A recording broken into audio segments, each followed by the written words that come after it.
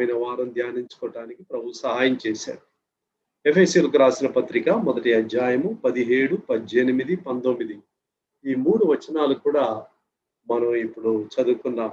మరియు మీ మనోనేత్రములు వెలిగింపబడినందున ఆయన మిమ్మును పిలిచిన పిలుపు వల్లనైన నిరీక్షణ ఎట్టిదో, పరిశుద్ధులలో ఆయన స్వాస్థ్యము యొక్క మహిమైశ్వర్యం ఎట్టిదో, ఆయన క్రీస్తునందు వినియోగపరచిన బలాతిశయమును బట్టి విశ్వసించు మన యందు ఆయన చూపుచున్న తన శక్తి యొక్క అపరిమితమైన మహాత్యం ఎట్టిదో మీరు తెలుసుకొనవలనని మన ప్రభు అయిన యేసుక్రీస్తు యొక్క దేవుడైన మహిమా స్వరూపియగు తండ్రి తన్ను తెలుసుకొనుట యందు మీకు జ్ఞానమును ప్రత్యక్షతయును గల మనస్సు అనుగ్రహించినట్లు నేను నా ప్రార్థనల యందు మిమ్మల్ని గూర్చి విజ్ఞాపన చేయుచున్నాను. ప్రేమ కలిగిన మా ప్రభువా, ఈ పఠనము మేము కొనసాగిస్తుండగా మా మనోనేత్రములు వెలిగించి ప్రభువా మిమ్మల్ని మేము వ్యక్తిగతంగా సన్నిహితంగా ఎరుగుటకును అనుభవించుటకును మా జీవితముల ద్వారా ఇతరులకు మిమ్మల్ని చూపించుటకును మాకు సహాయం చేయమని మా ప్రియ రక్షకుడు యేసు ప్రభువు నామములో వేడుకొనుచు ఉంటున్నాము తండ్రి, ఆమేన్. కొన్నిసారి ఈ యొక్క ప్రార్థన గురించి మనం చూస్తూ వచ్చాం. ఈ యొక్క పత్రికలో ప్రత్యేకంగా పౌలు 2 ప్రార్థనలు 2 సార్లు ఇక్కడున్న విశ్వాసుల కొరకు ఆయన ప్రార్థన చేస్తున్నాడు. మొదటి అధ్యాయంలో ఉన్న ప్రార్థన మనం చూసినట్లయితే 4 అంశాల కొరకు ఆయన ప్రార్థన చేస్తున్నాడు. అంటే తన యొక్క ప్రార్థనలో హీఈస్ వెరీ ఫోకస్డ్, నిర్దిష్టంగా సూటిగా ప్రభువా ఈ విషయాల్లో ఇక్కడున్న విశ్వాసులు, ఎఫెసీ పట్టణంలో ఉన్న విశ్వాసులు ఈ యొక్క విషయాల్లో ప్రత్యేకమైన ఈ యొక్క అంశాల్లో వారు ప్రభువా వారికి జవాబు రావాలి, వారు అందులో మీ కృపను పొందాలని చాలా ఖచ్చితంగా ప్రార్థన చేస్తున్నాడు. మొట్టమొదటి ఏం ప్రార్థన చేశాడు? ప్రభువా మీ వ్యక్తిత్వాన్ని ఎరగాలి.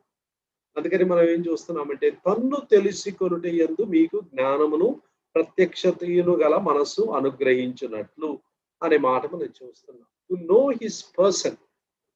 క్రైస్తవుని జీవితంలో మొట్టమొదటి కోరిక, మొట్టమొదటి ఆశ ఇదై మనం ఉండాలి. మనం ఎంత మేరకు ఆయన్ని ఎరిగి ఉంటామో అంత మేరకు ఆయన గురించి మనం సాక్ష్యం ఇవ్వడానికి, ఆయన అనుభవించటానికి మనకెంతో సహాయకరంగా ఉంటుంది.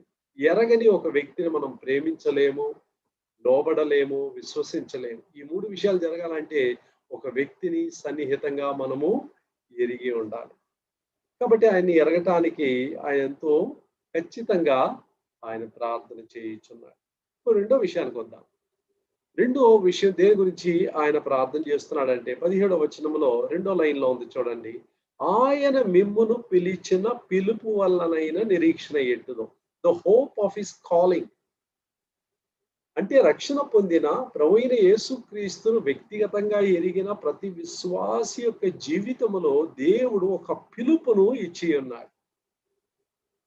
There is no uncalled person in the body of Christ. క్రీస్తు యొక్క శరీరములో పిలుపు లేని విశ్వాసి లేడు. సాధారణంగా ఈ యొక్క పదాలు మనం ఎప్పుడు ఉపయోగిస్తామంటే ఎవరైనా వారి యొక్క సెక్యులర్ జాబ్లో, ఈ లోకరీత్య ఉద్యోగంలో నుంచి విరమించుకొని ప్రభు యొక్క పిలుపు పొంది అప్పుడు పూర్తి సేవకు వచ్చిన వాళ్ళని ఆయనకి పిలుపు వచ్చింది అందుకనే ఉద్యోగం వదిలిపెట్టాడు అని మనం వాడుకలో ఈ మాటలు వాడుతూ ఉంటాం. బట్ స్క్రిప్చరలీ, వాక్యానుసారంగా చూస్తే on the day you were born again, on the day I was Born again, నేను రక్షణ పొందిన అదే దినములో ప్రభువు మనకు ఒక పరిచర్యను, పిలుపును ఆయన ఇచ్చి ఉన్నాడు. వి మే బి హౌస్ వైఫ్, ఒక ఇంట్లో పనిచేసే ఒక తల్లిగా మనం ఉండవచ్చు, లేదా బయటికి వెళ్ళి మనం ఉద్యోగం చేసుకొని సంపాదించే వ్యక్తిగా మనం ఉండొచ్చు. ఒక కంపెనీలో, ఒక స్కూల్లో, ఒక యూనివర్సిటీలో, ఎక్కడైనా మనం పనిచేసేవారుగా ఉండొచ్చు. That is our secondary calling. అదే మన పిలుపులో ఉన్న రెండవ పిలుపు. అది అవర్ ప్రైమరీ కాలింగ్, మన యొక్క ప్రాథమిక పిలుపు, ప్రాముఖ్యమైన పిలుపు. మొదటి పిలుపు ఏంటంటే ప్రభువును సేవించడానికి. కాబట్టి ఇక్కడ మనం చూస్తున్నాము ఆయన యొక్క పిలుపు యొక్క నిరీక్షణ ఎట్టిదో మీరు ఎరిగి ఉండాలని. In this calling there is a hope. ఒక నిరీక్షణ ఉంది. ఈ పిలుపులో నేను కొనసాగించి ఆ పిలుపును నేను నెరవేర్చినట్లయితే ఒక భవిష్యత్తును దేవుడు నా కొరకై ఉంచి ఉన్నాడు. ఒక నిరీక్షణ నా ముందు ఉంచి ఉన్నాడు. సో ఈ యొక్క పిలుపును నేను ఎలాగ అర్థం చేసుకోవాలి?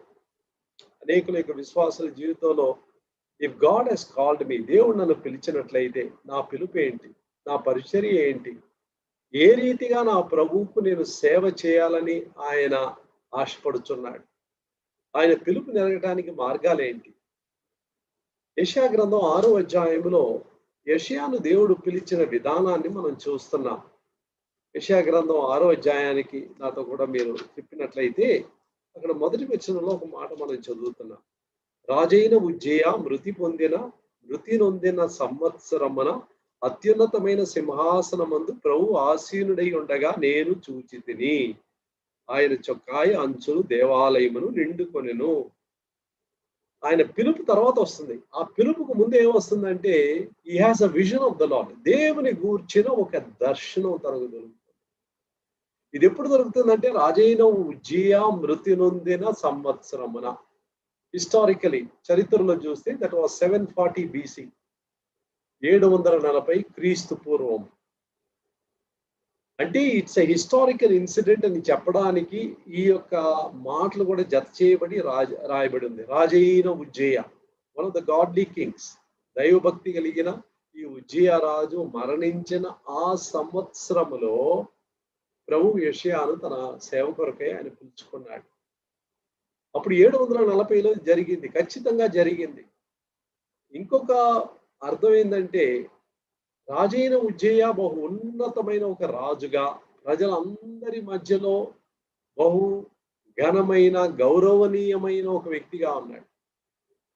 ఆయన మరణం అయినప్పుడు ఎంతో నిరాశ మనుషుని యొక్క హృదయంలో వచ్చి ఉండాలి, యెషయా హృదయంలో వచ్చి ఉండాలి.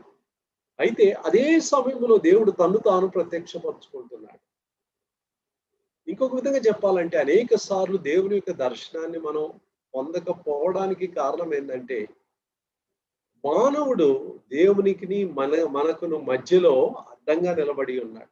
When man is remove, God is reveal.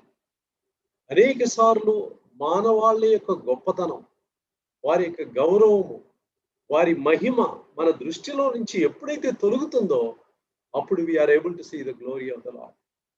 ఈ దేవుని యొక్క మహిమను ఆయన చూస్తున్నాడు. ఆ యొక్క సమయంలో అక్కడున్న ఆ యొక్క రెక్కలతో చూడండి, అక్కడ సేరాఫులు నిలిచి ఉండిరి. వాళ్ళు ఏం చేస్తున్నారంటే ప్రతివాడు 2 రెక్కలతో తన ముఖమును, రెంటితో తన కాళ్ళను కప్పుకొనొచ్చు వాళ్ళు ఎగురుచు ఏమంటున్నారంటే సైన్యములకు అధిపతి ఒక యెహోవా పరిశుద్ధుడు పరిశుద్ధుడు పరిశుద్ధుడు. ఆయన యొక్క వ్యక్తిత్వాన్ని, ఆయన యొక్క గుణ లక్షణాలని వాళ్ళు వివరిస్తూ ప్రభువును ఆరాధిస్తున్నాడు. ఆరాధించే ఆ యొక్క దృశ్యాన్ని ఈ యొక్క ప్రవక్త చూస్తున్నాడు. ఎప్పుడైతే ఈ దర్శనాన్ని చూశాడో what is his immediate reaction? తనకు కలిగిన వెనువెంటనే వచ్చిన ఒక స్పందన ఏంటి?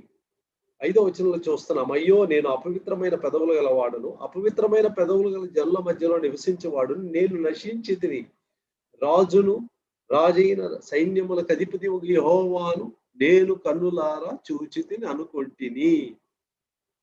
ఎప్పుడైతే ఆ యొక్క పరిశుద్ధమైన దేవుని చూచాడో ఆ యొక్క సమయంలోనే తాను ఎంత అపవిత్రుడో చూడగలిగినాడు. మనల్ని మనం తెలుసుకోవాలంటే ఇతరులతో పోల్చుకుంటే మనల్ని మనం తెలుసుకోలేము. ఇతరులతో పోల్చుకున్నప్పుడు నేను చాలా మెరుగైన వాడను, మంచివాడను అని మనల్ని మనం సమర్థించుకునే ఒక అపాయం మనకుంది. మన యొక్క నిజమైన స్థితిని మనం ఎరగాలంటే we should have a direct confrontation with God himself. దేవుని యొక్క దర్శనం, ప్రభువా మీరు ఎంత పరిశుద్ధులో, మీ యొక్క పరిశుద్ధతను నేను కనుగొనుటకు నాకు సహాయం చేయండి. ఎప్పుడైతే ఆ దేవుణ్ణి ముఖాముఖిగా కలుసుకునే ఒక దర్శనం ప్రభు ఇస్తున్నాడో ఆ దినములో ప్రభు తన హృదయం యొక్క పరిస్థితిని, తన పెదవుల యొక్క అపవిత్రతను, ఎవరి మధ్య ఉన్నారో ఆ యొక్క అపవిత్రతను తాను గుర్తెరగగలిగినాడు.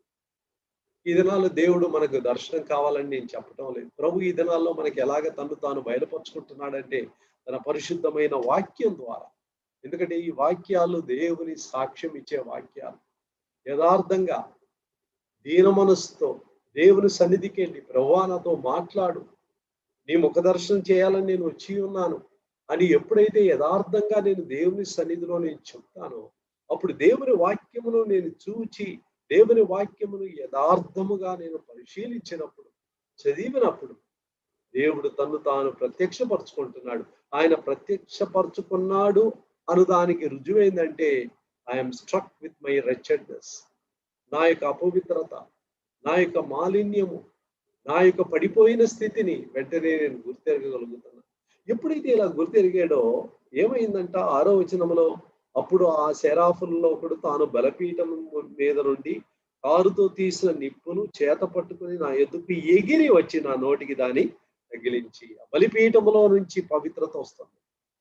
ఆ బలిపీఠం తర్వాత ప్రభు అయిన యేసుక్రీస్తు అనే విషయాన్ని మనం అర్థం చేసుకుంటున్నాం. పాత నిబంధనలో వారు బలిపీఠాలు కట్టి, వారు మృగములను, జంతువులను, పశువులను అక్కడ బలి ఇచ్చారు. ఈ బలులన్నీ కూడా ముందు ఛాయిగా, it's a foreshadow of the perfect sacrifice.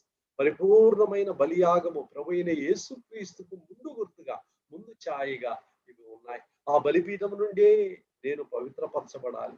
అక్కడి నుంచి ఏమొస్తుంది? 6వ వచనములో, బలిపీఠము నుండి కారుతో తీసిన నిప్పును చేత పట్టుకొని ఎగిరి వస్తున్నాడు. చూడండి, దేవుడు ఎంతగా యెషయాని పరిశుద్ధపరచడంలో ఎంత వేగిరముగా ఆయన పనిచేస్తున్నాడు. We are always slow in confession, but God is always quick in cleansing us. మనల్ని పరిశుద్ధపరిచే విషయంలో, మనల్ని సమీపించే విషయంలో ఆయన చాలా వేగరంగా పనిచేసేవాడుగా ఉంటున్నాడు. మనం తప్పులు ఒప్పుకున్న వెంటనే మనల్ని మనం తగ్గించుకొని, మన యొక్క పరిస్థితిని ఎప్పుడైతే ఒప్పుకుంటామో, దేవుడు ఎంతో ఆయన వేగిరముగా మన యొద్దకు పరుగెత్తుకొని వచ్చి పరిశుద్ధపరిచే దేవుడుగా ఉంటున్నాడు. ఎగిరి వస్తున్నారంట. తప్పిపోయిన కుమారుని యొక్క ఆ వృత్తాంతములో, ఆ కథలో ఏం చూస్తున్నాం? తప్పిపోయిన కుమారుడు పందుల మధ్యలో ఉండి తాను పడిపోయిన స్థితిని గుర్తించి తిరిగి వస్తున్నాడు, నడుచుకొని వస్తున్నాడు. అయితే తండ్రి దూరం నుంచి చూచి నడిచి రాలేదు, పరుగెత్తుకొని వస్తున్నాడు. The son walks but the father runs. ఆ తండ్రి పరిగెత్తుకొని వస్తున్నాడు. How God is anxious to cleanse us. ప్రభువు మనల్ని పవిత్రపరచడంలో ఎంత వేగిరముగా ఆయన పనిచేస్తున్నాడు. ఈ ప్రక్రియ జరిగిన వెంటనే 8వ వచనంలో చూస్తున్నాము, అప్పుడు దెన్ ఏం జరుగుతుంది? నేను ఎవరిని పంపేదను, మా నిమిత్తము ఎవడు పోనని ప్రభు సెలవీగా వింటిని. He heard the call of God. దేవుని పిలుపును వింటున్నాడు. ఈ దినాల్లో దేవుని యొక్క పిలుపు మనకు తేటగా ఉండకపోవడానికి ఒక కారణం ఏంటంటే, there is something hindering our communion with the Lord. ప్రభుతో మనకున్న సంబంధము, మన బాంధవ్యము ఏదో విషయములో అడ్డంగా, ఏదో పాపము, ఒప్పుకొనని పాపము, మాలిన్యం మన జీవితంలో ఉంది. ఈ మాలిన్యం ఎప్పుడైతే తొలగించబడుతుందో, ఎప్పుడైతే ఆయన యొక్క ముఖదర్శనం మనం చేస్తున్నామో, మన పరిస్థితిని ఎరిగి ఆ పాపాలు ఒప్పుకుంటున్నామో, వెంటనే కమ్యూనికేషన్ లైన్స్ ఆర్ క్లియర్. ఆయన రేంజ్ లోనికి మనం వచ్చేస్తున్నాం. ఆయన మాట్లాడే స్వరాన్ని మనం వినగలుగుతున్నాం. ప్రియమైన వారలారా, ప్రభు ప్రతి విశ్వాసిని కూడా తన పరిచర్య కొరకు, తన పని కొరకు ఆయన పిలిచే దేవుడుగా ఉంటున్నాడు. కాబట్టి పౌలు యొక్క గొప్ప వాంఛ ఏంటంటే, ఎఫెసీలో ఉన్న ప్రతి విశ్వాసి కూడా ప్రభు అయిన యేసుక్రీస్తునందు వారు పొందుకున్న ఆ పిలుపు విషయమైన నిరీక్షణ ఎట్టిదో వారు ఎరిగి ఉండాలి. You must know his person. ఆయన వ్యక్తిత్వాన్ని ఎరగాలి. రెండోది, ఆయన యొక్క పిలుపు వలనైన నిరీక్షణ ఎట్టిదో మీరు ఎరగాలి. ఎందు నిమిత్తమై మిమ్మల్ని పిలిచాడు, మిమ్మల్ని రక్షించుకున్నాడు, పాపాల నుంచి విడిపించాడు, ఈ లోకంలో తన బిడ్డలుగా మార్చుకున్నాడు, ఆ దత్తపుత్ర ఆత్మను మీలోనికి పంపించాడు. మరి ఇన్ని గొప్ప కార్యాలు, విమోచన కార్యము మీ జీవితంలో, నా జీవితంలో దేవుడు చేయటానికి కారణం ఏంది? He has a purpose for us. ఆయన మన నిమిత్తమై ఒక ఉద్దేశము కలిగి ఉన్నాడు. ఆ ఉద్దేశము తన పనిని మనకు అప్పగిస్తున్నాడు. ఆ పనిని మనం చేయాలని ఆయన ఆశపడుతున్నాడు. ప్రతివానికి ఆ పనిని ఆయన అప్పగించుకున్నాడు. మార్క్స్ సువార్త 13వ అధ్యాయంలో ఒక చిన్న మాట మనం చూస్తున్నాం. ఉపమానం ద్వారా ప్రభు మనకు అందించిన ఆ బాధ్యతల గురించి 13వ అధ్యాయంలో ఈ మాటను మనం చదువుతున్నాం. చాప్టర్ 13, 13వ అధ్యాయం 34వ వచనం. ఒక మనుష్యుడు తన దాసులకు అధికారం ఇచ్చి ప్రతివానికి వాని వాని పని నియమించి మెలకుగా ఉండమని ద్వారపాలకునికి ఆజ్ఞాపించి ఇల్లు విడిచి దేశాంతరము పోయినట్టే ఆ కాలం ఉండదు. ప్రభువైన యేసుక్రీస్తు ఉపమాన రీత్యా తన గురించి చెప్తూ ఆయన ఏం చేశాడంట? తన దాసులకు అధికారం ఇచ్చాడంట. ప్రతివానికి వాని వాని పని నియమించాడంట. మెలకుగా ఉండమని ద్వారపాలకునికి చెప్పి ఆయన ఇల్లు విడిచి దేశాంతరము పోయినట్టే. ఇప్పుడు ప్రభువైన యేసుక్రీస్తు దేశాంతరం పోయి ఉన్నాడు. ఒక దినం ఆయన రాబోతున్నాడు. ఆయన వెళ్ళక ముందు ఒక పని అప్పగించి, ఒక పనిని బాధ్యతను మనకు అప్పగించి ఆయన వెళ్ళి ఉన్నాడు. కాబట్టి విశ్వాసులమైన మన జీవితంలో వి షుడ్ ఆల్వేస్ ప్రే. మనం ప్రేయర్ చేయాలి. ఏమని? ప్రభువా, నాకు మీరు అప్పగించిన పని ఏమిటి ప్రభువా? ఎలాంటి పని చేయాలి? ఏ విధంగా మిమ్మల్ని నేను మహింపరచాలి? ఈ యొక్క పని మనం తుదముట్టించడం ద్వారా, సంపూర్ణము చేయటం ద్వారా దేవుని మనం మహింపరుస్తున్నాం. ప్రభు మనల్ని రక్షించిన కారణం ఏంటంటే ఆయన మహింపరచడానికి. మనల్ని సృష్టించిన కారణం ఏంటంటే ఆయన మహింపరచడానికి. మరి ఆయన మహింపరచడానికి చాలా మార్గాలు ఉన్నాయి. అందులో ఒక మార్గం ఏంటంటే దేవుడు మనకి ఇచ్చిన పిలుపును నెరవేర్చుట. యోహాను సువార్త 17వ అధ్యాయంలో ఆ సుదీర్ఘమైన ఆ ప్రార్థన, యేసు ప్రభు చేసిన యొక్క ప్రార్థనను మనం చూస్తున్నాం. అందులో 4వ వచనం చూసినట్లయితే, చేయుటకు నీవు నాకిచ్చిన పని నేను సంపూర్ణముగా నెరవేర్చి భూమి మీద నిన్ను మహిమపరచితిని. ఐ గ్లోరిఫైడ్ యు అన్నారు. ఎంతో ధైర్యంగా చెప్తున్నాడు. ఎందుకు చెప్తున్నాడు? మీరు నాకు అప్పగించిన ఆ పనిని నేను సంపూర్ణం చేశాను. నేను భూమిలో దానిని సంపూర్ణముగా నెరవేర్చాను. ప్రియమైన వారారా, ఇది మన యొక్క జీవితం యొక్క అంతములో చెప్పగలిగి ఉన్నట్లయితే then our lives are successful. విజయవంతమైన క్రైస్తవ జీవితాన్ని మనము జీవించేము అని అర్థమవుతుంది. కాబట్టి దేవుడు మనకిచ్చిన పని, దేవుడు మనకిచ్చిన పిలుపు మనము గుర్తెరిగి ఆయన్ని మనం మహింపరిచే వారంగా మనం ఉండాలి. ఆయన ఇలాంటి పిలుపును మనకు అనుగ్రహించి ఉన్నాడు. It's a holy calling. పరిశుద్ధమైన పిలుపును మనము పొందుకొని ఉన్నాము. హై కాలింగ్, ఉన్నతమైన పిలుపని మనం చదువుతున్నాం. ఫిలిప్పీ 3:14, 2 తిమోతి 1:9 చదువుతున్నాము. It's a holy calling. హెబ్రీయులకు రాసిన పత్రిక 3వ అధ్యాయం 1వ వచనంలో ఇట్స్ ఎ హెవెన్లీ కాలింగ్. పరలోక సంబంధమైన పిలుపు. చూడండి, 3 చక్కని మాటలు జత చేయబడి క్రైస్తవునికి దేవుడు అందించిన పిలుపుల గురించి రాయబడి ఉన్నది. ఇది పరలోక సంబంధమైన పిలుపు, ఇది ఉన్నతమైన పిలుపు, ఇది పరిశుద్ధమైన పిలుపు. పరిశుద్ధంగా ఉండడానికి దేవుడు పిలిచాడు. ఈ పరలోకములో నుంచి దేవుడు ఈ పిలుపును మనకు అందించి ఉన్నాడు. ఆయన కొరకై పరిశుద్ధంగా జీవించి ఈ ఉన్నతమైన పిలుపును మనము నెరవేర్చుటకై దేవుడు మనల్ని పిలిచి ఉన్నాడు. So the second thing we need to know is why God called me. ప్రభువా, నన్ను ఎందుకు పిలిచావు? నా అప్పగించిన పని ఏమిటి అనే విషయాన్ని మనం ప్రభు సన్నిధిలో మనం ఖచ్చితంగా తెలుసుకునే వారంగా ఉండాలి. దాంట్లో ఒక్క విషయం మాత్రం చూద్దాం. Later we may be able to see other things. 2 కొరింథీయులకు రాసిన పత్రికలో ఒక మనుషుని యొక్క రక్షణ గురించి 17వ వచనంలో చదువుతున్నాం. ఎవడైనను క్రీస్తున యేసునందు ఉండినడలా వాడు నూతన సృష్టి, పాతవి గతించెను, ఇదిగో సమస్తమును క్రొత్తవాయెను. That speaks of our salvation experience. అయితే 18 చూడండి. వెంటనే సమస్తమును దేవుని వలననైనవి, ఆయన మనల్ని క్రీస్తు ద్వారా తనతో సమాధానపరుచుకొని ఆ సమాధానపరచు పరిచర్యను మనకు అనుగ్రహించెను. చూసారా? ఇమ్మీడియట్లీ గాడ్ గివ్స్ మీ ఎ మినిస్ట్రీ. ఒక పిలుపునిస్తున్నాడు. అదేంటి? సమాధానపరచే పరిచర్య, ది మినిస్ట్రీ ఆఫ్ రెకన్సిలియేషన్.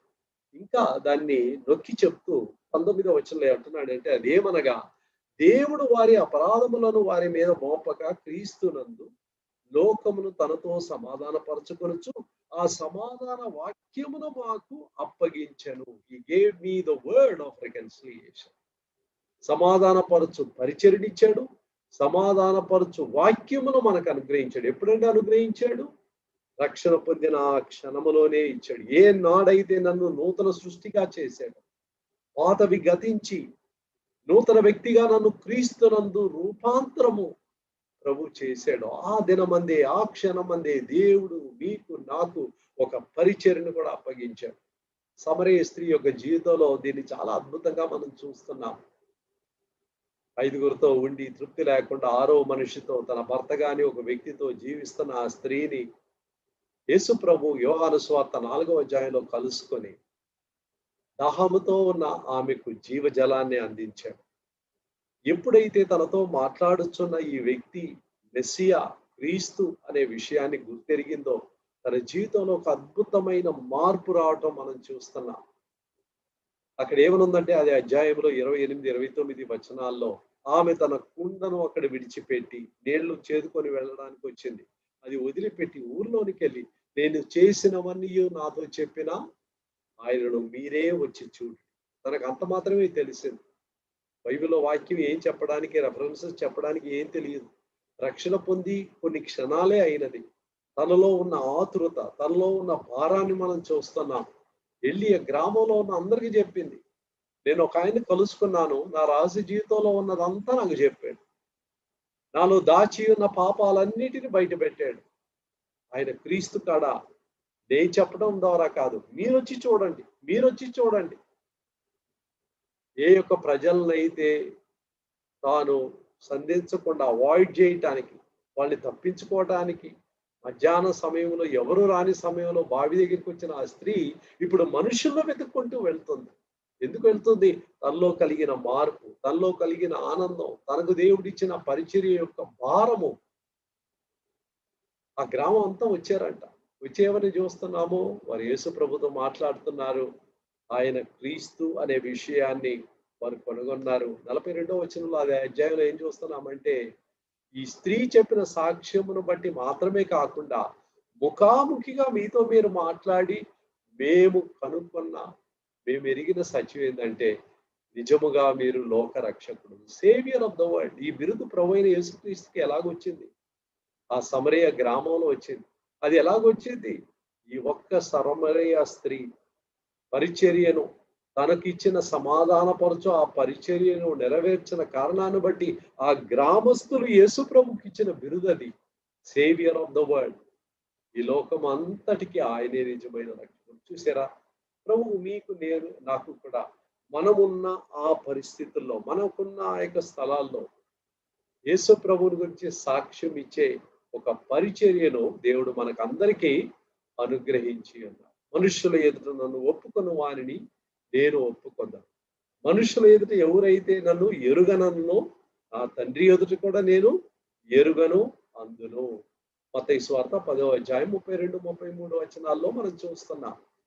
ప్రియమైన వారలారా, నిజమైన సంతోషం, నిజమైన ఆనందం, కృతజ్ఞత మన జీవితంలో ఉన్న కారణాన్ని బట్టి we want to speak about Jesus Christ. యేసు ప్రభుని గురించి ఎరగని మనుషులకు ఆయన పరిచయం చేయాలని మనం ఆశపడుతూ ఉంటాం. ఆయన తప్ప రక్షకుడు లేడు. ఆయన ఒక్కడే రక్షణకు, మోక్షానికి మార్గం అనే విషయాన్ని మన జీవితంలో అనుభవించిన కారణాన్ని బట్టి మన యొక్క సొంత సాక్ష్యమును ఆధారం చేసుకొని begin to share with others. వినవార్లారా, ఇది దేవుడు మనకిచ్చిన గొప్ప పిలుపు. సమాధానపరచు పరిచర్యను దేవుడు మనకు అనుగ్రహించి ఉన్నారు. తర్వాత ఇంకొక పరిచర్యను కూడా మనం చూస్తున్నాం. హెబ్రీయులకు రాసిన పత్రిక 6వ అధ్యాయం 10వ వచనంలో మీరు చూసినట్లయితే మరి యొక్క మాటను కూడా, మరి యొక్క విషయాన్ని కూడా మనం చదువుతున్నాం. మీరు చేసిన కార్యమును మీరు పరిశుద్ధులకు ఉపచారము చేసి ఇంకనూ ఉపచారము చేయుచుండుట చేత తన నామమును బట్టి చూపిన ప్రేమను మరచుటకు దేవుడు అన్యాయస్తుడు కాదు.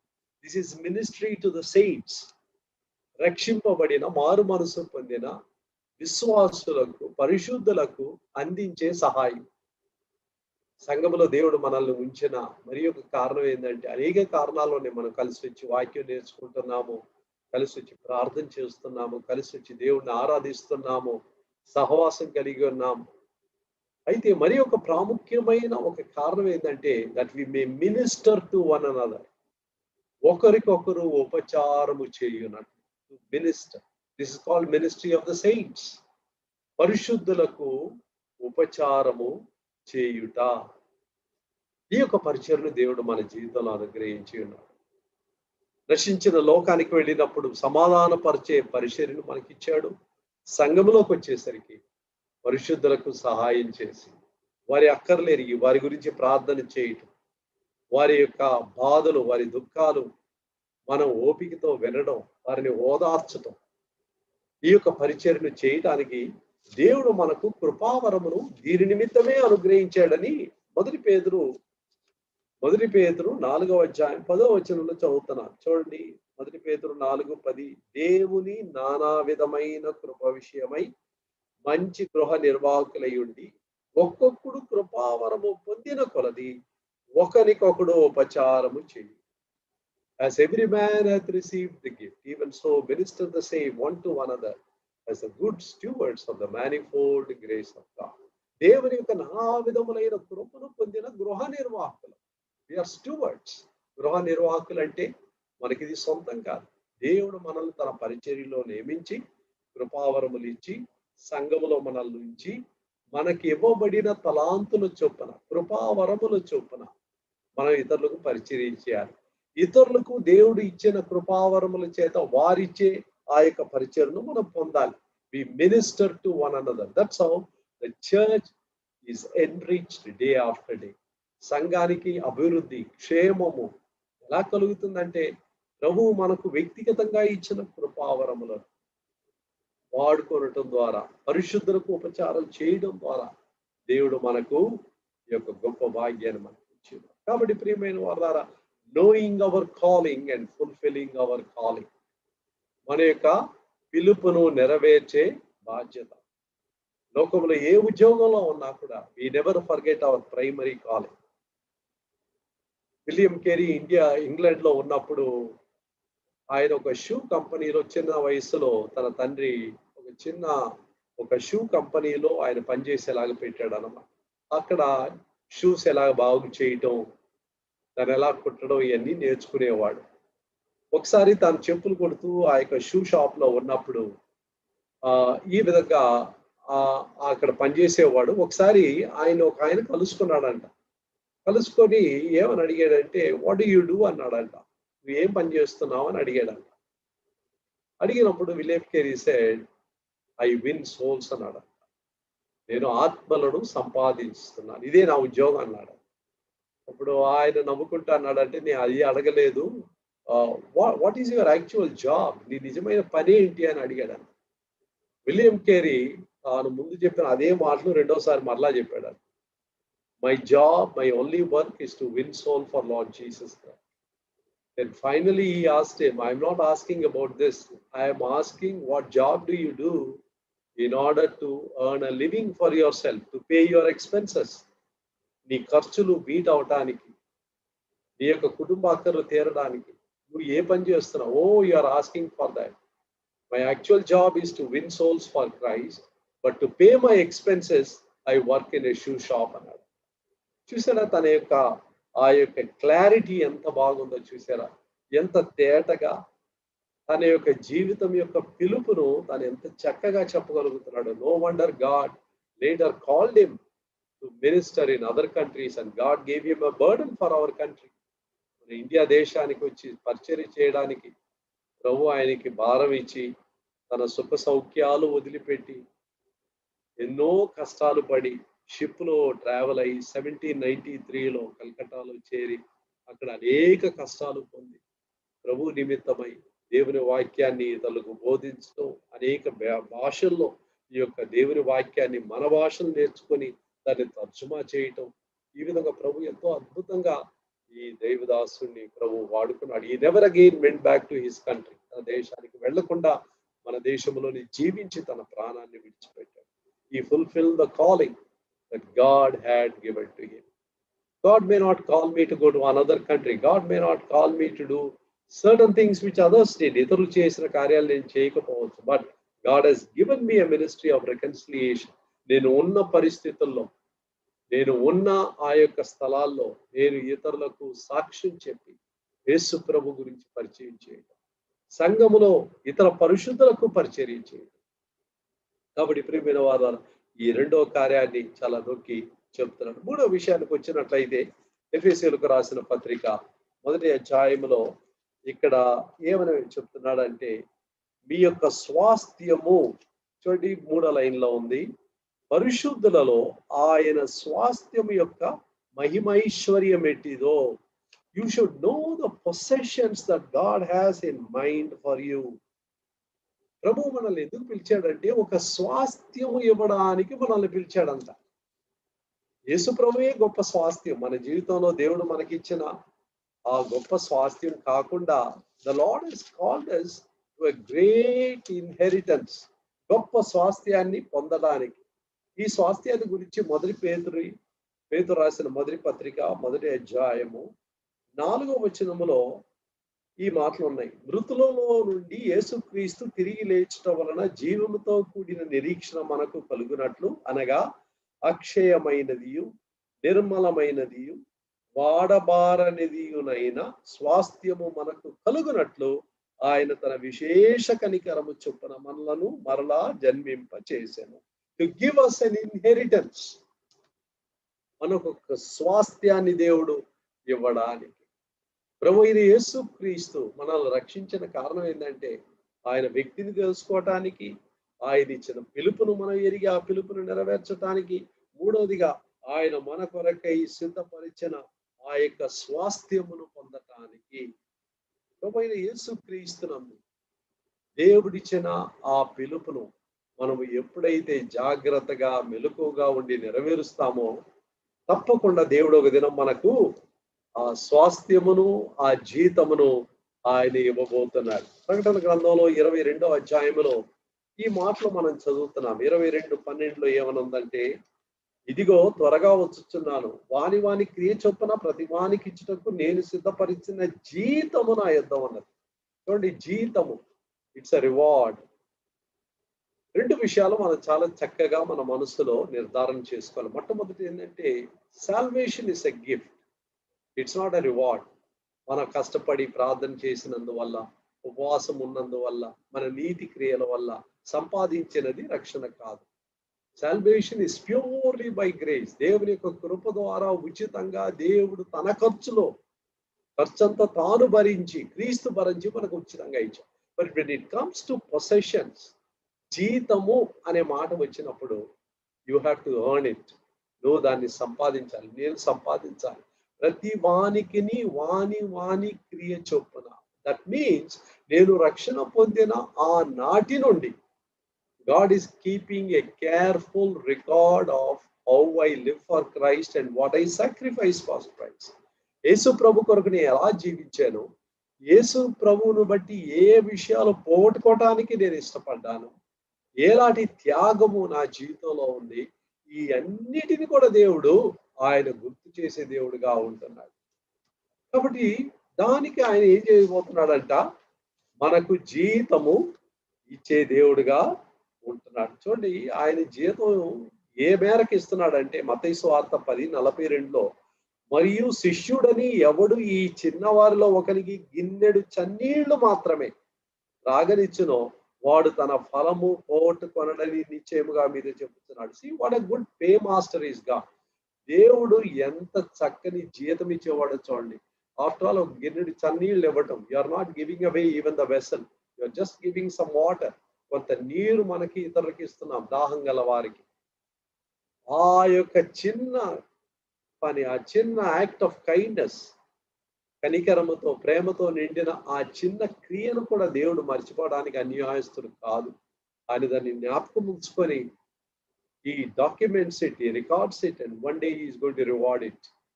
ఆయన మనకు జీతం ఇవ్వబోతున్నాడు. ఈ దినాల్లో అనేక సార్లు ప్రత్యేకంగా ఈ కార్పొరేట్ కంపెనీస్ లో పనిచేసే వారి యొక్క ఫిర్యాదు ఏంటంటే, we work so hard and we try to achieve something and eventually the honour goes to the manager. పని చేయకుండా పనిచేసిన వాని యొక్క కృషినంతా కూడా తాను చేసినట్టు తీసుకొని ఆ బిరుదు తాను పొంది, నిజంగా కష్టపడిన వారికి జీతం రాకుండా వారు కష్టపడే పరిస్థితులు చాలా ఉన్నాయి. But it's not so with our God. మన దేవుని విషయంలో అలాంటి కార్యాన్ని మనం చెప్పలేము. God is very very faithful.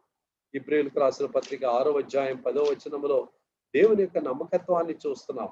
మీరు చేసిన కార్యమును మీరు పరిశుద్ధులకు ఉపచారం చేసి ఇంకను ఉపచారం చేయించున్నట్టు చేత తన నామమును బట్టి మీరు చూపిన ప్రేమను మరచుటకు దేవుడు అన్యాయస్తుడు కాదు. God is not unrighteous. He is not going to forget you.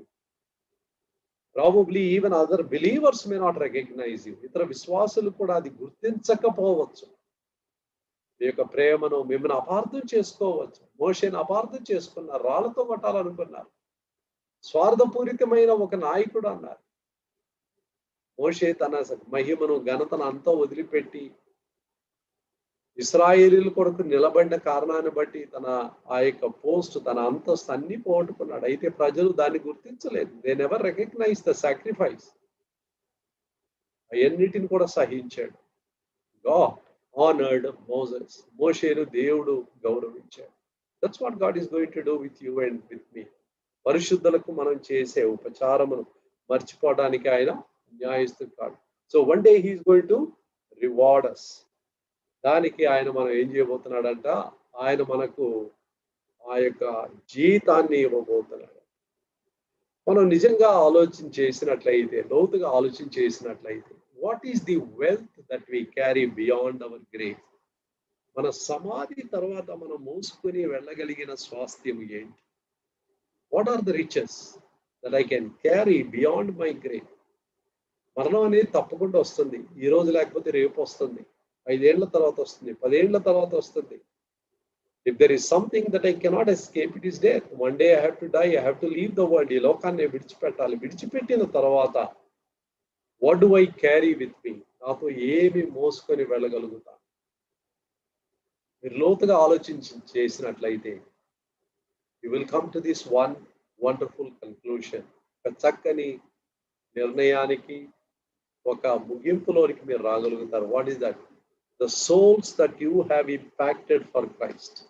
యేసు ప్రభు నిమిత్తము నిత్యమైన ఆత్మలను ఎవరినైతే మీరు సంపాదించారో, ఎవరి కొరకైతే మీరు కృషి చేశారో, ఎవరినైతే పరిశుద్ధతలో పెంచటానికి వారికి మీరు సహాయపడ్డారో, ఆ ఆత్మలు మీతో కూడా వస్తారు. The only wealth that you and I can carry beyond our grave are the souls that we have won. ప్రభు సన్నిధికి వెళ్ళేటప్పుడు ఆ ఆత్మలను మనం సంపాదించుకొని ఆయన ముందు మనం నిలబడితే ఎంత ఆనందం. అందుకనే ఒక ఇంగ్లీష్ సాంగ్ ఇలాగుంది, must I go empty handed. ఒట్టి చేతులతో నా ప్రభు దగ్గరికి వెళ్ళాలా, ఒట్టి చేతులతో ఆయన ముందు నేను నిలబడాలా. చార్ల్స్ స్పర్జన్ అనే దైవ సేవకుడు ఇంగ్లాండ్ లో ఎంతో బలంగా ఆయన వాడబడ్డాడు. ఆయన జీవితంలో అనేక వేల కొలది మిషనరీలను ఆయన సిద్ధపరిచాడు. అనేక కష్టాలు గుండా, నిందల గుండా ఆయన వెళ్ళినప్పటికీ నీ ప్రభువుకు చాలా నమ్మకంగా పరిచయం చేశాడు. ఒకసారి ఆయన ఇలాగ అన్నాడంట, I have a holy selfishness అన్నాడంట. పరిశుద్ధమైన స్వార్థము నా హృదయంలో ఉంది అన్నాడు. స్వార్థము పరిశుద్ధత ఎప్పుడు కూడా కలిసిపోని 2 మాటలు. అయితే ఆయన ఎందుకు అన్నాడు ఆ మాట? జాగ్రత్తగా వినండి. ఆయన ఏం చెప్పాడంటే, I have a holy selfishness. నాకు ఒక పరిశుద్ధమైన స్వార్థం ఉంది. ఆ స్వార్థం ఏంటంటే, నేను చనిపోయి దేవుని సన్నిధికి వెళ్ళేటప్పుడు యేసు ప్రభువును కలుసుకునే ఆ మూమెంట్ ఉంటుంది కదా, ముఖాముఖిగా ఆయన చూసే ఆ సమయంలో ఆయన్ని సమీపించేటప్పుడు నా 2 వైపుల వారు, నా 2 వైపులు నిలవబడిన అనేకులు పరిగెత్తుకొని వచ్చి, స్పర్జన్ గారు మీరు ఈ యేసు ప్రభువును నాకు పరిచయం చేసిన కారణాన్ని బట్టి నేను ఈరోజు పరలోకంలో ఉన్నానని నా ప్రభు యొక్క వినికిడిలో వారు అది చెప్పాలి. This is the kind of glimpse that I have. This is the kind of vision that I look forward to. ఇలాంటి దర్శనం నాకు రావాలని ఈ దినం నేను కృషి చేస్తున్నాను. ఆ యేసు ప్రభు దగ్గరికి వెళ్ళేటప్పుడు ఒంటరిగా కాదు, 100 కొలది మంది నా దగ్గరికి పరిగెత్తుకొని వచ్చి, స్పర్జన్ బ్రదర్ మీరు మాకు యేసు ప్రభుని పరిచయం చేసిన కారణాన్ని బట్టి మేము ఈ దినం పరలోకంలో మీతో కూడా ఉన్నాం. ప్రియమైన వారలారా, this is the greatest joy that we are going to have. పౌలు కూడా ఈ సంతోషాన్ని వెల్లడిపరుస్తూ ఈ మాట అంటున్నాడు. చూడండి, 1 తెస్సలోనికీయులకు రాసిన పత్రిక 2వ అధ్యాయం 19వ వచనంలో, 2:19-19, ఏలయనగా మా నిరీక్షణ అయినను ఆనందమైనను అతిశయ కిరీటమైనను ఏది? మన ప్రభు అయిన యేసుక్రీస్తు యొక్క రాకడ సమయమున ఆయన ఎదుట మీరే కదా. నిశ్చయముగా మీరే ఆ మహిమయు ఆనందమునై ఉన్నారు. మీరే మీరే you are the people who are going to be my glory. ఆ దినములో నా ఆనందంగా, నా మహిమగా మీరు ఉండబోతున్నారు. That's a kind of burden and desire that he had. అందుకనే ఆయన తన యొక్క వీలైనంత మట్టుకు అనేకులను సంపాదించాలని, ఆత్మలను సంపాదించాలని, అనేకులకు ప్రయోజనకరంగా ఉండాలని ఈ invested his money, time, energy in people. మనుషుల్లో పెట్టుబడి పెట్టాడు. అదే మన యొక్క నిజమైన స్వాస్థ్యము, ప్రభు సన్నిధిలో మనకు కనబడే స్వాస్థ్యం. కాబట్టి 3 విషయాలు మనం చూస్తూ వచ్చాం. ఆయన వ్యక్తిత్వాన్ని ఎరగాలి. ఆయన వ్యక్తిత్వాన్ని ఎరగటం ద్వారా రెండవది ఆయన పిలుపుని ఎరగాలి. ఆయన పిలుపును మనం గ్రహించడం ద్వారా ఆయన మన కొరకై సిద్ధపరిచిన స్వాస్థ్యాన్ని మనం పొందాలి. It's a wonderful prayer that he prayed for the believers. ప్రభు ఇలాంటి ఒక గురి కలిగి మనం జీవించడానికి ప్రభు సహాయం చేయను గాక. ప్రభు అయిన యేసుక్రీస్తు యొక్క మరణాన్ని బల్ల సమయంలో మనం ఆలోచించేసేటప్పుడు ప్రభు నా కొరకు ఎందుకు మరణించాడు, ఎందుకని ఆయన తన రక్తాన్ని కార్చాడు. 2 కొరింథీ 5వ అధ్యాయం 15వ వచనములో ఈ మాటలు మనం చదువుతున్నాం. 2 Corinthians 5:15. జీవించు వారిక మీదట తమ కొరకు కాక తమ నిమిత్తము మృతి పొంది తిరిగి లేచిన వాని కొరకే జీవించుటకు ఆయన అందరి కొరకు మృతి పొందెనని నిశ్చయించుకొనుచున్నాడు. When we come to the Lord's table, ప్రభు యొక్క బల్ల దగ్గరికి వచ్చినప్పుడు, ప్రభువా నీవు ఈ మరణం పొందింది జీవించే నేను నా కొరకు కాకుండా మీ కొరకు జీవించడానికి, మీ ఉద్దేశాల కొరకు జీవించడానికి, మీరు నాకు అప్పగించిన పరిచర్యను నెరవేర్చడానికి, నేను జీవించడానికి నాకు సహాయం చేయండి. What ever job I have in my hand, నా చేతిలో ఏ పని ఉన్నా, it's only a secondary calling. My primary calling, నా యొక్క ప్రాముఖ్యమైన పిలుపు ఏంటంటే ఈ చిత్తం నెరవేర్చుట. నాకు అవకాశాలు దొరికే కొలది ప్రభువా మిమ్మల్ని పరిచయం చేయటానికి నాకు అవకాశం దొరికే కొలది పరిశుద్ధులకు సహాయం చేసి వారి దుఃఖ సమయాల్లో, బాధ సమయాల్లో వారితో కలిసి ప్రార్థన చేయటానికి, ప్రభువా ఎవరైతే ఆత్మీయంగా బలహీనతలో ఉంటున్నారో వారిని పురికొల్పి వారిని బలపరచటానికి నాకు సహాయం చేయండి. Ministry of evangelism, ministry of discipling others. ప్రభువుకు అనేకులను ప్రభు చెంతకు ఆకర్షించే ఈ సౌవార్థీకరణ, ఎవాంజలిజం, అది మొదటి మినిస్ట్రీ. రెండవది ఏంటంటే డిసైప్లింగ్, శిష్యరికం, ఇతరులను శిష్యులుగా చేసే ఆ యొక్క పరిచర్య. ఈ 2 పరిచర్యలు మనం నమ్మకంగా చేయనట్లు ప్రభు బలను సమీపించే మనం ఈ 2 పరిచర్యలు చేయుచున్నామని మనల్ని మనం పరిశోధించుకొని ఈ పరిచర్య చేయటానికి మనల్ని మనం అప్పగించుకొని ప్రార్థించుకుందాం. ప్రేమ కలిగిన మా ప్రభువా, కృప కలిగిన మా తండ్రి, ఈ సమయంలో పౌలు యొక్క భారమును మేము చూస్తున్నాం. మీ వ్యక్తిత్వాన్ని ఎరగాలి, మీ పిలుపుని ఎరగాలి, మీరు మా కొరకై సిద్ధపరిచిన స్వాస్థ్యమును మేము ఎరగాలి.